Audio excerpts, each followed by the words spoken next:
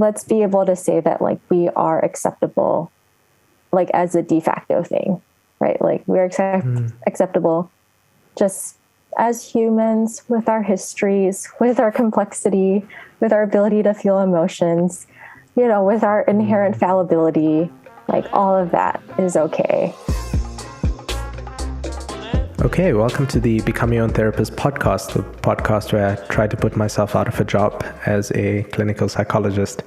Today we have Dr. Clarissa Ong, who's completed her PhD in clinical/counseling psychology at Utah State University, and is currently doing her postdoctoral training at the Center for Anxiety and Related Disorders at Boston University and CBT. Her research interests include process-based therapy, acceptance and commitment therapy, perfectionism, which we're going to speak about today, and OCRDs. She has published over 60 peer-reviewed articles and 2 books. Clarissa, thank you for being here. Thank you for having me here. Yeah, sure thing. So I brought you on because you wrote the book called The Anxious Perfectionist.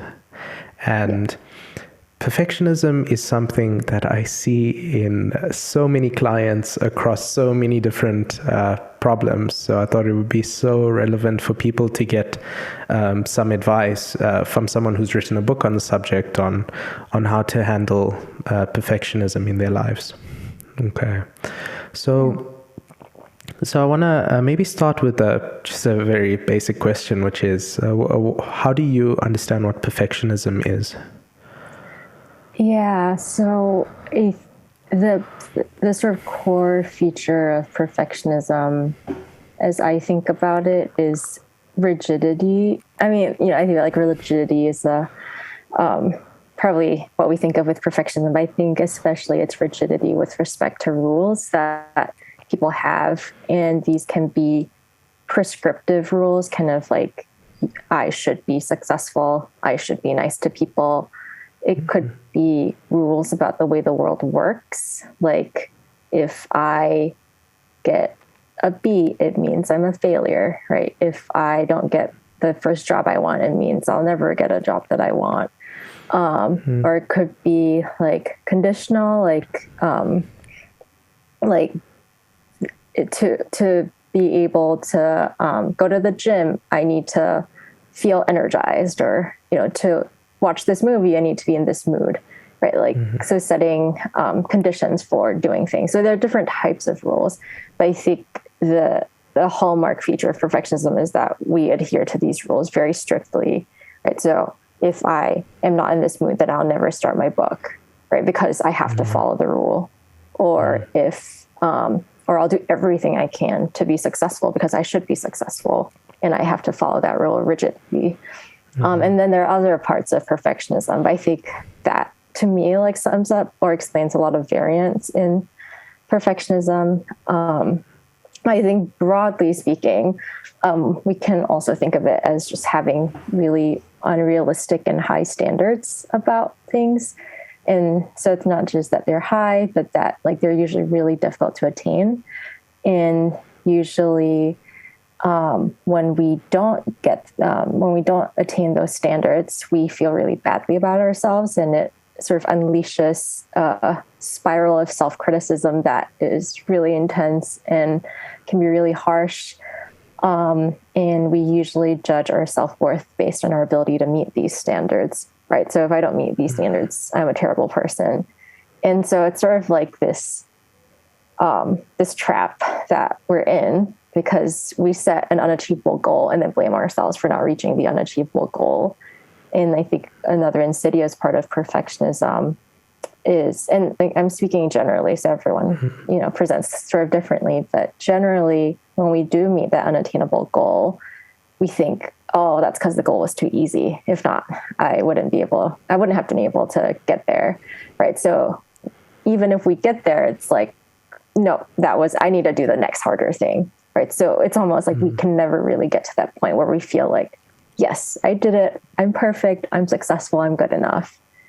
So that's sort of how I think about perfectionism. Yeah, that's quite helpful. So what I'm hearing there is rigidity. I'm hearing tied up with self-worth. I'm hearing unrealistic goals in the first place. Yeah.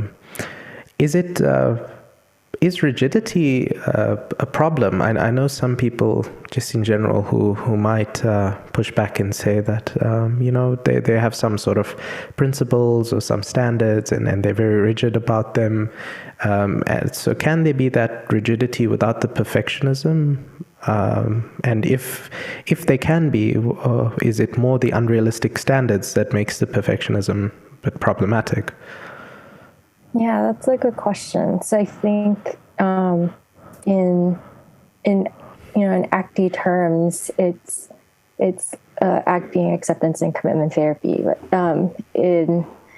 It's more how we relate to these standards rather than what the standards are that matters more, and that's from an ACT lens. So I could have the standard I want to be the best baker ever, right? And then when I make things that aren't as good, I'm like, okay, I still want to be the best baker, but okay, I didn't do well this time, right? So that's some flexibility around that standard. The rigidly adhering to the standard is this time I failed. It's how can I not be the best baker ever? Why am I so far away, right? I need to spend more time doing this, and so two people holding the same standard can relate to it really differently, right? It's okay, now I need to practice 5 hours a day now because I need to be the best speaker ever. So I think in that sense, rigidity can get in the way for some people because it adds this level of attachment that might not be entirely helpful. But I think with most things, there's a time and place for everything. Right. So there are times where we probably want to be pretty rigid, like the rule that, you should stop on a red light. I think I want to follow that rule 100% of the time, very rigidly. Right. Or stay away from electric fences, so there's a time and place for rigidity. And so it's sort of being flexible and being sensitive to, is this the time and place where being rigid helps or being more flexible helps? And I think same thing, if we're flexible with our standards all the time, then it probably means we don't have very good boundaries too, right? It's oh yeah, I'll just do everything for people. And just being really flexible about allowing our lives to be shifted very easily. So there are certain things we might say I will never compromise on. Let's say a certain value I have, and being rigid around that might be important to someone.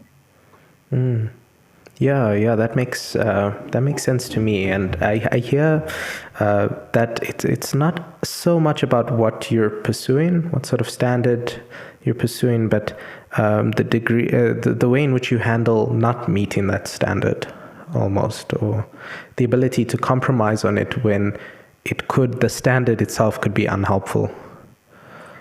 Yes, I think so. And one thing I'll add is, I think with perfectionism, there's an element that's kind of adaptive or enjoyable to people. That's I love striving really hard for things and getting that sense of accomplishment. And so we don't want to say lower your standards because that might actually be important to someone. So I think what you're saying, yeah, that hold on to the parts that are helpful and let go of the parts that are not helpful, because we don't want to say that perfectionism is bad, because it isn't. It's, again, there's a time and place for everything.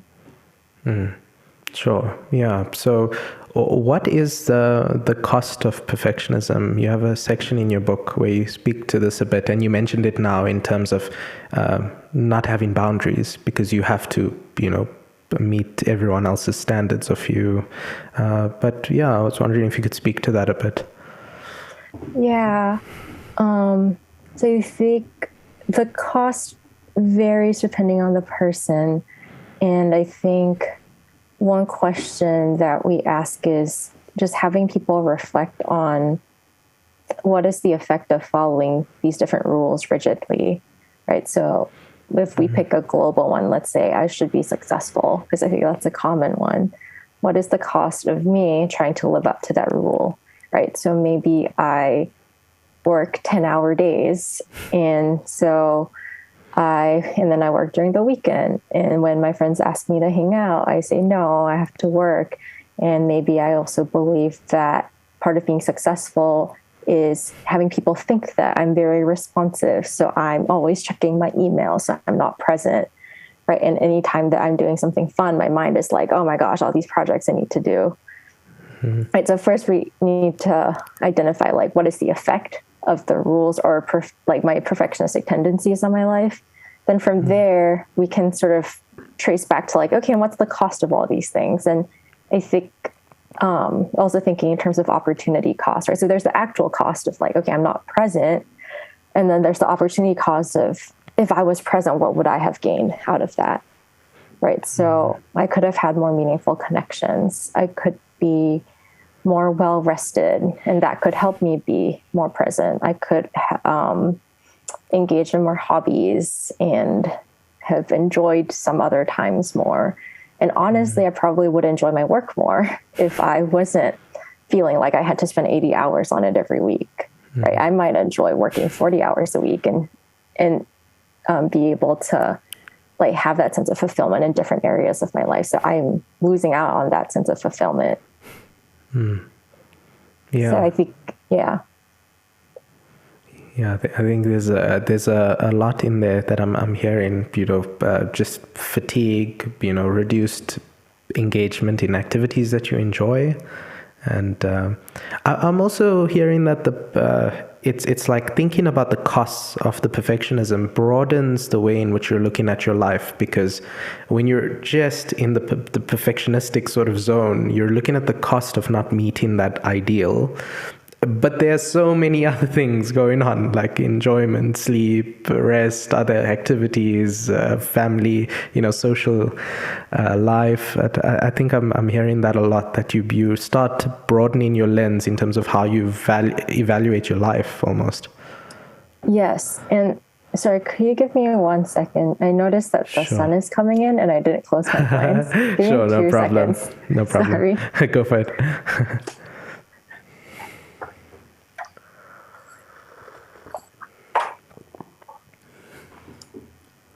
Okay, that's probably better. Okay. I can also edit this out so that it flows smoothly.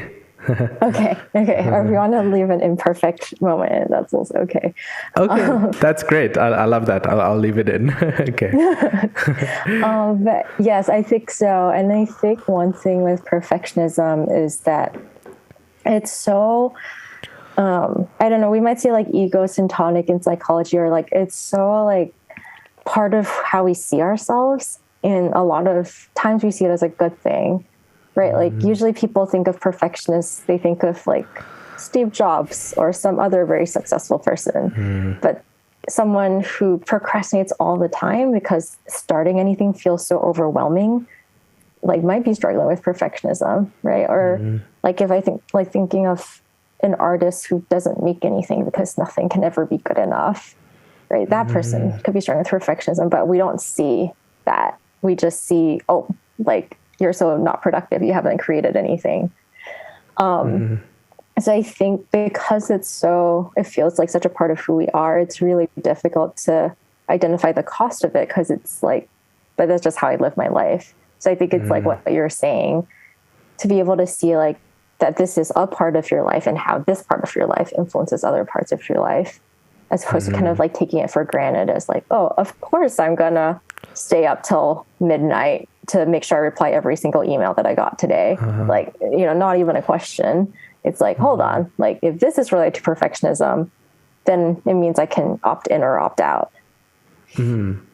Yeah. And so is that already part of the therapeutic work, the opportunity for change there, just tallying up what the cost is of this? I think so. I think, and I don't think it's about like, see how bad perfectionism is. I think it's more like, can we get an honest assessment of how this is affecting you? And if someone were to say, it's not affecting me at all, it's great. I feel like, great. Then it sounds like things are working out well for you.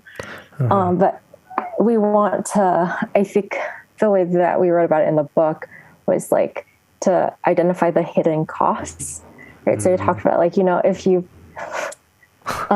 Like, if you try to like book an Airbnb and you're like, oh, it's only $100, great. And then after all the taxes and the cleaning fee, it's like $200 a night, right? Like, Yes. it's kind of like that. We want to be upfront about what the full cost is. We don't want to, like, we might say, oh, it's worth it. Like, it's only 2 hours of sleep. Like, I'll just work. And it's like, well, it's 2 hours of sleep and it's you being present tomorrow. And like your partner's frustrated because you're working till midnight, right? So there's lots of hidden costs that we might not be accounting for. Yeah, great. Okay, so that's a useful place to start, is just looking at the hidden costs of perfectionism, an honest assessment. Yeah. Just like, where are you at? Okay. Well, if we pivot toward, how to get a handle on perfectionism and what you write in the book, you speak to acceptance and commitment strategies in particular to help with perfectionism. So once we've sort of had this honest assessment, where would you go next? Where's a useful place to go? So I think, I actually don't remember how it's organized, but I think diffusion came pretty early on. Okay. And like, again, so would you mind just explaining what diffusion is for the lay person? Yeah. So diffusion is noticing our thoughts as thoughts and being able to choose our behaviors independent of what our thoughts are telling us to do. Right. So if my thought, or if I'm having the thought or the rule, like, I should say yes when people ask me for favors. Right. And someone's asking me like, hey, can you look over this manuscript for me, and I'm just feeling slammed, or even I just don't feel like it. Right. So then diffusion is, I can choose to say no, even though my mind's like, you really should say yes. Like, you're a kind person, you should say yes. Right. So that's an example of diffusion.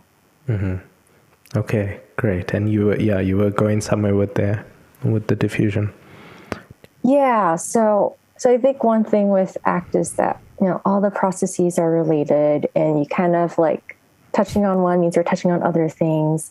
I think in the book, diffusion comes earlier on because of what I mentioned about rules being such a big part of perfectionism. And I think also that they're so invisible, right? Like, if we sat down and talked about it, I think we could probably, think through like 10 different rules that we haven't tracked for ourselves before. Right. Like, so a rule that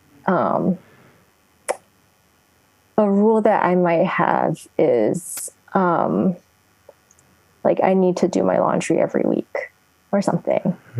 And it, again, like, it may be a fairly innocuous rule, but it's still a rule that I'm following. And there's a time and place for any rule. And so I think first, just having people identify like what the rules are that they're following can be helpful, because then if we know that there's a rule, we can say, oh, I'm going to follow the rule, or I don't want to follow the rule. But as long as the rule stays invisible, then it shapes our lives and our behaviors, and we don't get to opt out because we don't know it's there. It's kind of like we can't opt out of a game that we don't even know that we're in, because we're just in the game. Yes. Yeah, the analogy that comes to my mind is almost like having debit orders that take money out of your bank every month, and you don't see the transactions going on. You just see the money decreasing. Yeah, exactly. Yeah. Okay. So, go for it. Oh yeah. So I think along with the awareness around like, what is the price I'm paying for, like, to stay perfectionistic, it's also like, and what are the rules I'm following as part of this package? And honestly, like, sometimes for people, once they, people I've worked with, once they write down the rules, it's like, oh, and then, it's not always that easy, but sometimes you're like, and then I just, realize I don't have to follow this rule, but it just needed to be visible in the first place. So it seems like the rule almost has more power over you when you're not aware of it. Almost like it goes from thought to behavior quite quickly. Yeah. And in some ways, I think of like general like mindfulness principles as expanding that space between thought or feeling and behavior, right? So for a lot of the time, they're kind of just like linked, right? It's like, I want to eat food, I eat food, right? And then it's like widening that gap between like, I want to eat food, and it's like, okay, and noticing the urge to eat. What do I want to do? Do I want to eat? Do I want to not eat? And then like behavior, right? So that's so it's similar with rules. It helps us to see like, oh, there's a gap between the rule and my action. Yeah.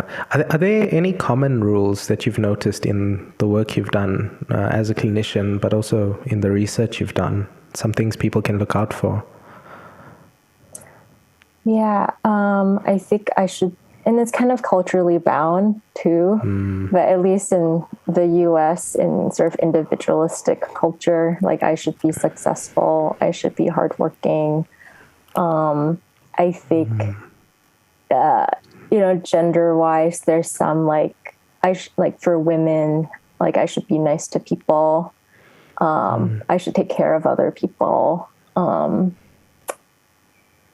So I think I think I should be successful is probably or I should always do my best. Like those are really common ones, at least in this specific, like in the mainstream US culture. Yeah. Okay. And so once you're aware of these rules, and once you've evaluated the costs honestly,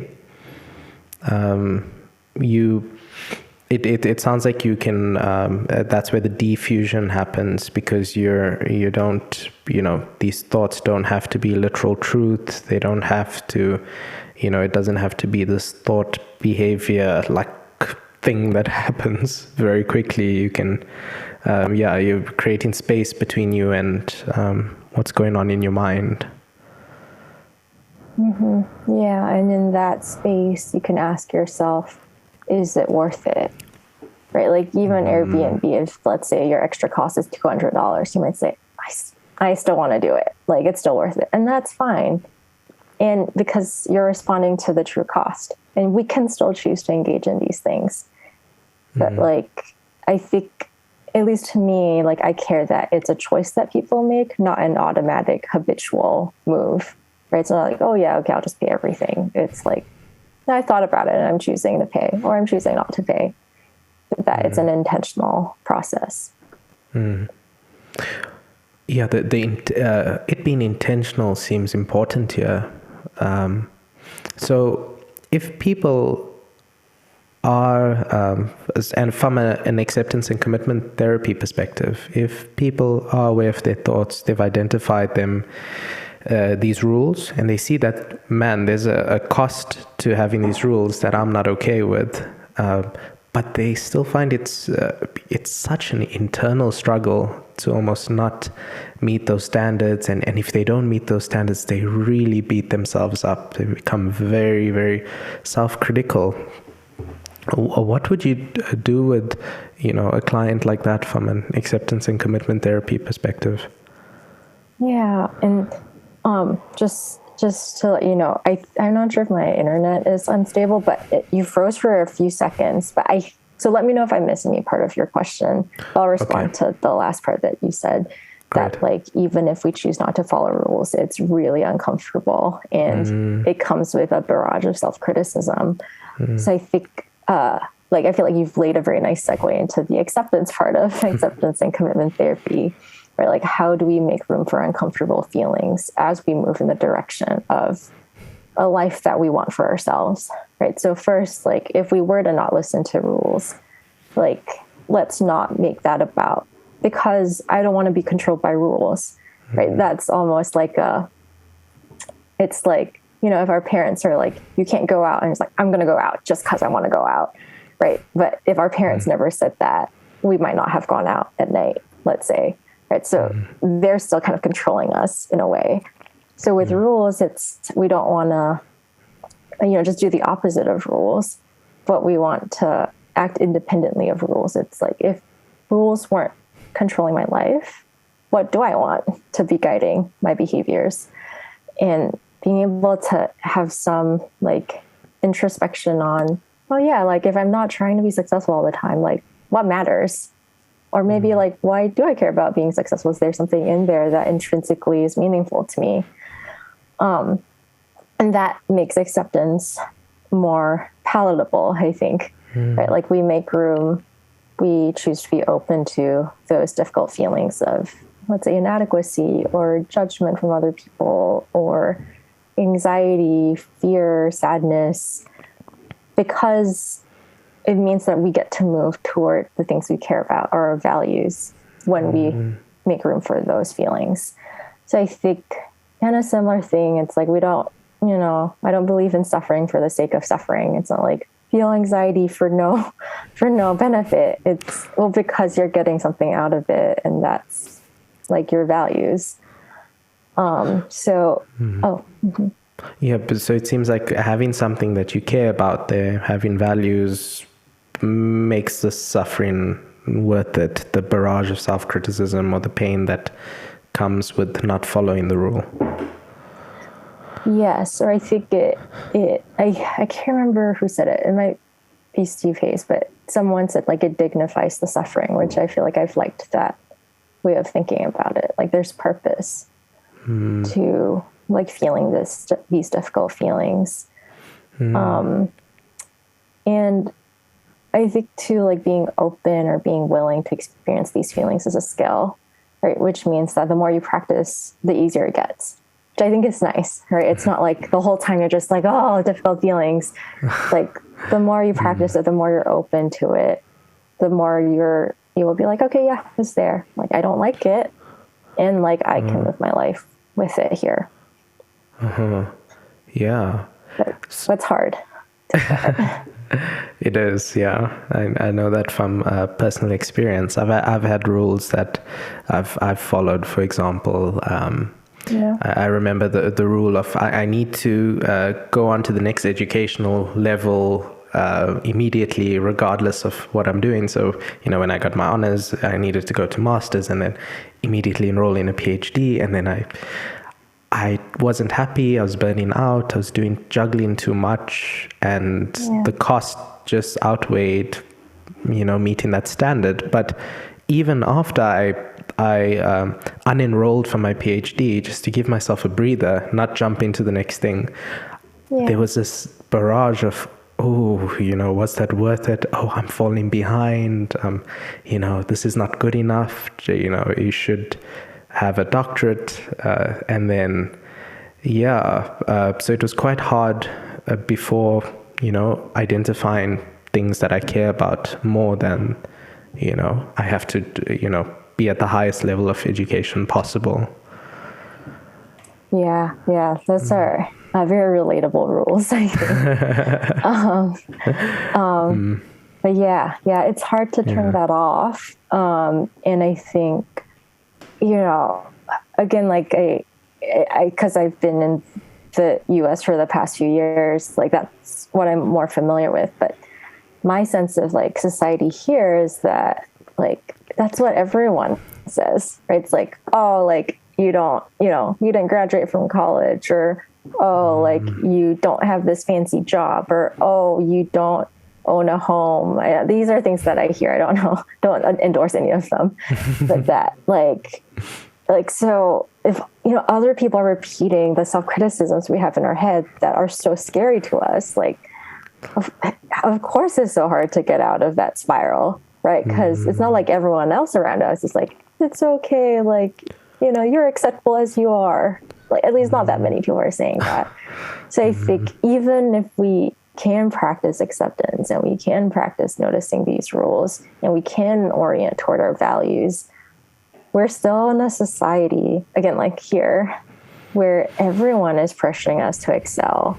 Like, like even in the bio you read, it's like, oh, like this many number of publications, because that's what people ask. And Like, that's not my value, right? Like, I don't want people to be like, this number represents her. It's like, my value is like learning and knowledge sharing, or all those things. But no one wants my bio. I don't know. Maybe someone wants my bio to say that, but my bio doesn't say like she values learning, right? And she values knowledge. Like, they're like, wait, like, how many grants do you get? How many publications do you have? Yeah. So I think like your reaction is like, of course. How would we react any different when we live in a society that keeps feeding us these messages? Yeah, absolutely. It totally resonate with everything you're saying there. I think it's quite similar here in South Africa as well, in terms of the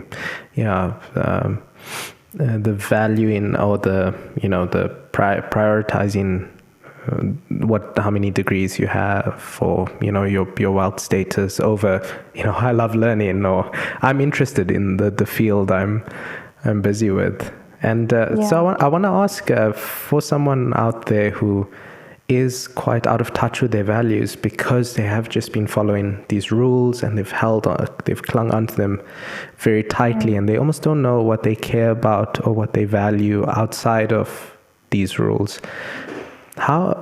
What advice would you give to a person like that on how to almost identify the things that they value or care about? Yeah. So I think, like, before anything, the first thing I would think about is, this is hard, and that's okay. Like, I think we sometimes have a rule around, I should know what I care about, or if it's important enough to me, like, I should know what it is. And that's not always the case. And that, like, I don't know, like, facing what we care about or trying to identify what we care about can be a really vulnerable process, right? It's almost like, it's like the thing that makes your heart beat, kind of like you're going in there and you're just like totally open of like, this is the thing that energizes me. But I think with those caveats, there are a couple, ACT exercises that I've done myself that I feel like were helpful. So one is the values card sort, and that has, a prepared list of values. I don't know how many, maybe 100. And you kind of sort them into important, very important, less important. And I usually ask people to do it like fairly quickly, like almost instinctively, rather than thinking about it too much. And I think I've seen online versions of that people could do. And you might be surprised at what you find is very important to you. And so that can be a starting point. Another thing is you could, so there's the eulogy exercise, but some people find it kind of morbid. But I like it because it's like, I need that sense of finality to really clarify what I care about. But so the eulogy exercise is just like what you want someone, who you respect or love to say about you at your funeral, right? It's like, so it's kind of like what I said to you. It's like, at the end of my life, I don't want, I don't want my eulogy to be like, she wrote, 1 million publications. It's more like, it's like she cared about the people she worked with. That's what I would want someone to say. And so if eulogy is too morbid, like retirement party, 80th birthday party, they serve the same function, or reflecting on like what, and really like have that be a real like immersive exercise. Like really think of that person that you want to be talking about you. Like, is it, your child, or is it your partner? Is it your best friend, or a relative? And like really picture their faces as they're saying this to you. I think those can be starting points. But it can be tricky for the reasons I mentioned, and because rules they don't really turn off. Right. So it's going to be a little noisy. I think those might be starting points for people. Yeah.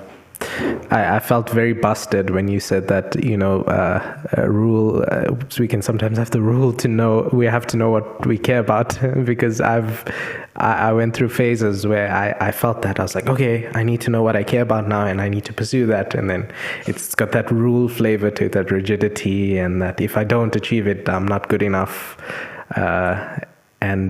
So I've definitely felt that. And then identifying what you care about or what you value can become quite a cold process, almost, of like an intellectual exercise of let's write down what I think it is, and we'll have our list. And whereas what you're talking about, like reflecting on a eulogy or someone you care about, like what words would they say to you that would touch you, give you a sense of meaning in your life, that feels to be a bit more of like a felt process, a bit more of like you feel it in your bones, it's experienced, it's not just formulated analytically almost.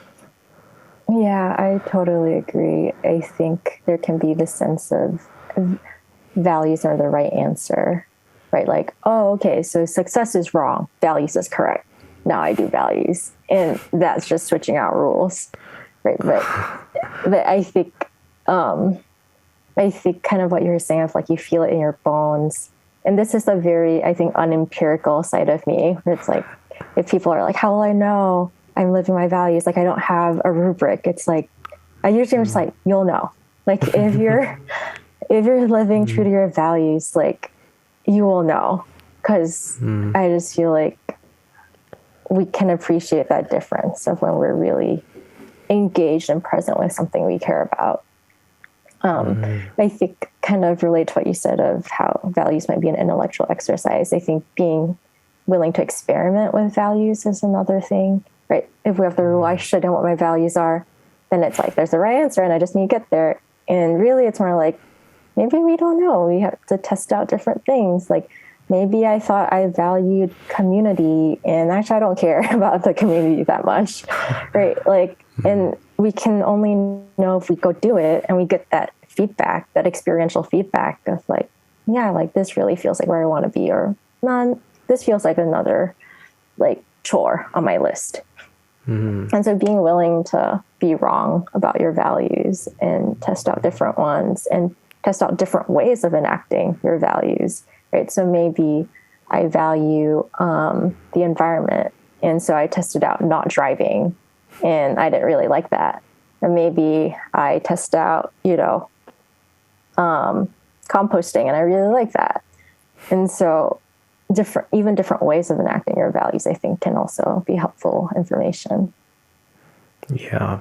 It almost feels like putting the cart before the horse when you are not experimenting. You're not experiencing the effects of living your values first, and you're trying to decide them intellectually. It feels like putting the cart before the horse. Yeah. I think it's more of the same game, if that makes sense. Like it's more of figure out the answer, then do it. I need to be sure of what I'm doing. I need to know the right answer before I can act. Right? That's more perfectionism stuff. Yeah. Okay, so I'd love to. I'm going to ask you quite an open-ended question. And what else in your book do you think is really of value for the non-practitioner to know about perfectionism and about how to help themselves with perfectionism? So I think practically we do write about like, this is how you set achievable goals, like SMART goals, which I think we said this in the book. Like if you identify as a perfectionist, you probably are very familiar with SMART goals already. But I think just very concrete ideas for like, this is how to implement what we've talked about. But I think one part that kind of came to mind when you asked that was related to what you said before about all the self-criticism that comes along with trying to make these changes. Even if they're consistent with your values, our self-critical voice doesn't back off just because we like found our values. And so we have a chapter in self-compassion, and I think we talk about how self-compassion, and I say we because me and Mike Twig wrote the book. So I'm saying we, and we kind of talk about what we think might be some like, I don't know, versions of self-compassion that we don't necessarily agree with. And that like, sometimes we think self-compassion is like a treat, right? It's like, oh, like I like finished all my work so I can treat myself by watching a movie, right? Like, or I like got this, I like did, I finished this project and now I can finally like play with my kids or something. And I think the broad idea we talk about is like thinking of self-compassion more like dental hygiene. Like it's like brushing your teeth, right? You don't brush your teeth just because you eat vegetables today. You just brush your teeth every day. And sometimes you need a dental cleaning, right? Like twice a year. But you don't say, oh, I don't need to brush my teeth every day because I'm going to do my dental cleaning in 2 months, right? Like we don't say, oh, like I don't need to take care of myself because I'm going to go for a vacation in 2 weeks. And that will be like, my self-care. And I personally have benefited from this like conceptualization of self-care as is just a thing you do, like brushing your teeth, like eating, like taking a shower. It's not a treat.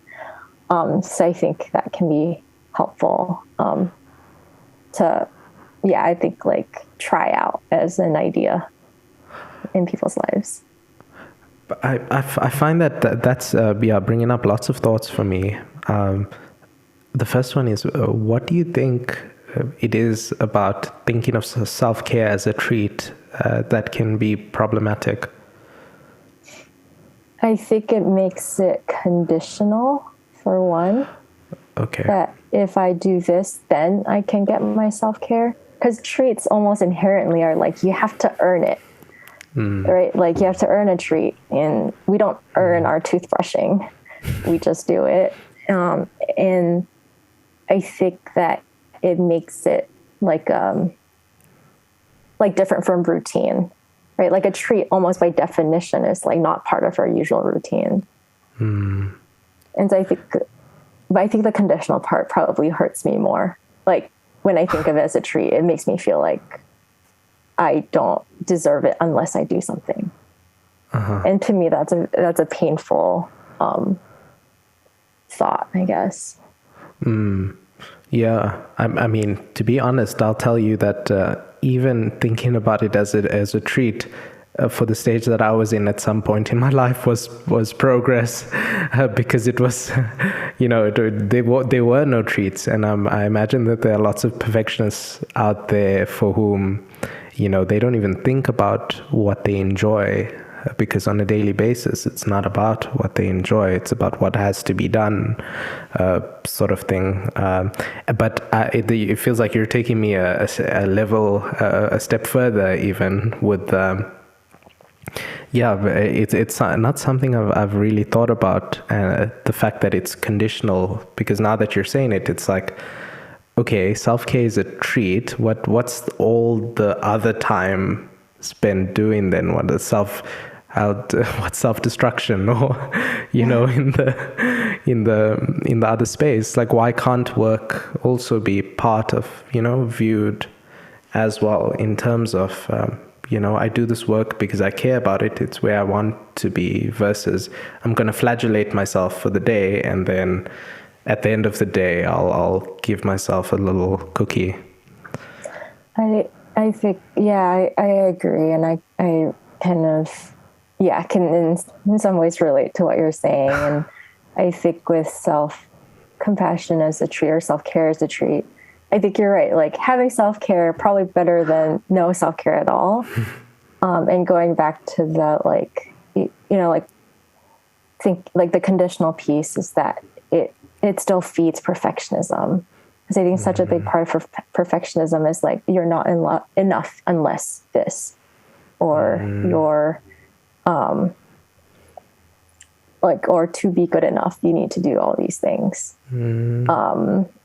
Right. Like that's the, like you mentioned with, I'll use myself as an example because I don't know if you would want me to use you as an example, but for me, it's like, you're only smart if you do blah, blah, blah. And people will only like you if you do blah, blah, blah. Right. And self-care as a treat sort of continues to feed that. And I think it's that, I can't remember if we wrote it in the book, but I think a huge thing is like, let's make it,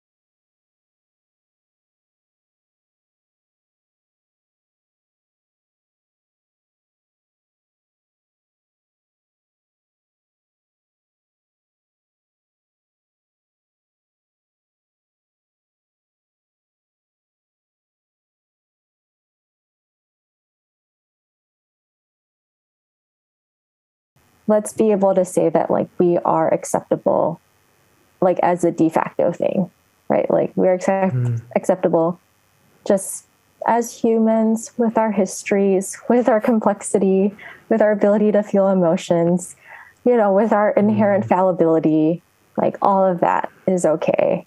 But it's very, very difficult to get to that place. Like, I'm not like, I don't even know if I'm there. Actually, I know I'm not, but yeah.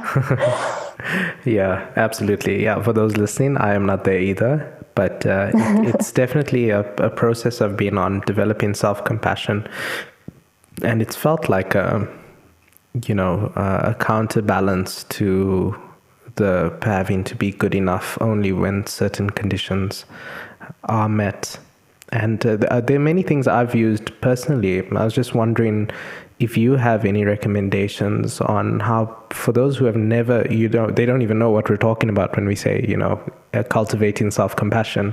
What are some ways in which people can cultivate self-compassion? Yeah, that's a really good question. So I think of self-compassion or self-care, self-kindness as things we can do for ourselves, as I think that's sort of the easiest place to start, in that it's hard to define it as feeling like you love yourself, because it's hard to, make ourselves feel things, but we can, do things for ourselves. So one of my favorite self-compassion examples is saying no, right? Like when people ask you to do things and you're booked, or even if you just don't want to, saying no is like totally part of self-care, right? Like taking time to eat meals instead of like scarfing down meals and then running to your next meeting is part of self-care. Taking time to use the bathroom in between meetings, drinking water, getting enough sleep, going for a walk, being outside, buying groceries you like, all of that is part of self-care. And I think, it doesn't have to be like more, it could be more special than that, but really like those things I would consider as a very important part of my own like self-preservation. Like just saying no is a big one. Yeah. Saying no is very extremely difficult when you have those rules that are saying you have to say yes. Exactly. Yeah. And like, what if people don't like me if I say no? And I need people to like me, right? Like, yeah, so it can be that. And I think for some people, like especially people who struggle with like depression, like brushing your teeth is could be a part of self-care, right? Because when we don't feel like doing anything at all, like even taking that step, or eating a hot meal or something. Yeah. I love the I love the conceptualization, and actually speaking to that, it not having to be big. I love the conceptualization of it being just the little things that you do, rather than, this self-compassion is like this big, glowing golden orb that's like, in your mind, just emanating, because there's not much control of how compassionate you feel toward yourself moment to moment, but there's lots of control there in terms of the little things that you're doing on a daily basis. Yeah, exactly. Yeah, which is, I think, a very ACT thing. Yes. If you'll notice, yeah. Very behavioral, yeah. Great. Yeah, Clarissa. So, I think there's been a lot of value in this podcast. I think you've offered lots of understanding with lots of little practical threads that people can walk along and follow. So yeah, thank you so much for adding value here. I just wanted to check in if there's any maybe hopeful message you would have towards someone who is struggling with perfectionism, just as a way to tie up the podcast. Yeah, well, that's a good question.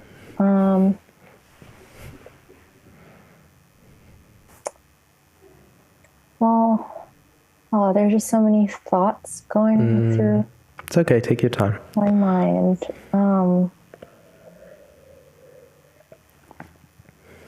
I think maybe that, like, if people are at a place where they feel like they're really tired of the way that they're living or the way that they feel like controlled by rules, that that it may be hard, that change is possible, and that at least for people I've worked with, like clients I've worked with, where they've seen the change, it's like what they describe is so empowering and so freeing that it's I don't know, that like hopefully it'll be worth it for people, that it may be hard, but that it will like really change their quality of life.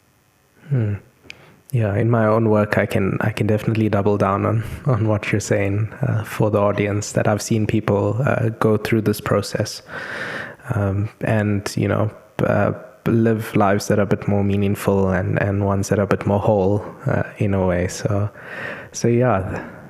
Did you want to add something there?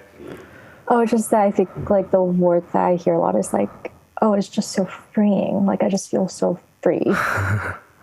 And that, especially in perfectionism, I feel like that's yeah, I feel like that's a really significant shift. Freeing. So there's some freedom on the other side for those listening. Clarissa, where can people find out a bit more about you or the work you do? Oh, good question.